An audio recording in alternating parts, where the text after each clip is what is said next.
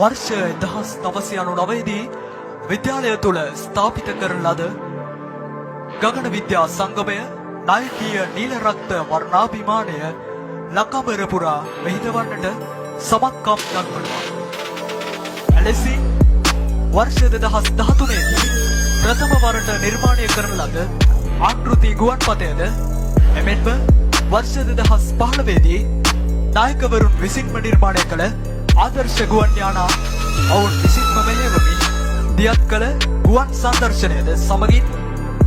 वर्ष 2016 ශ්‍රී ලංකාවේ හොඳම පාසල් ගගන විද්‍යා සංගමයට සම්මානයද තමන් සතු කරගනිමින් විශිෂ්ටත්වය ආයකීය අනන්‍යතාවයේ බව යලි යලි තහවුරු කරනවා. 2018 එක්ස්පෑන්ඩ් ප්‍රදර්ශනයේදී පාසලක් විසින් නිර්මාණය කරන ලද ප්‍රථම ක්‍රියාකාරී දුරස්ථ පාලක ආකෘති ගුවන් තොටුපළ නිර්මාණය කිරීමේ ගෞරවයටද පාත්‍ර වන්නේ මොවුනුයි. යලිදු वर्ष 2023 ශ්‍රී ලංකා ප්‍රජාතාන්ත්‍රික සමාජවාදී ජනරජයේ ගුවන් හමුදාපතිතුමන් වෙනුවෙන් ආකෘති ගුවන් යානා ආචාර්ය සිදු කරමිනුත් එවැගේම මෑත කාලීනව පැවති එක්ස්පෑන්ඩ් අධ්‍යාපන විද්‍යා තාක්ෂණ සහ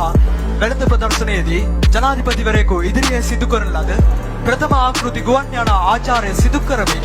එම වසරේදීම ශ්‍රී ලංකාවේ විශිෂ්ටතම ගගන විද්‍යා සංගමය බවට මොවුන් පත්වනවා.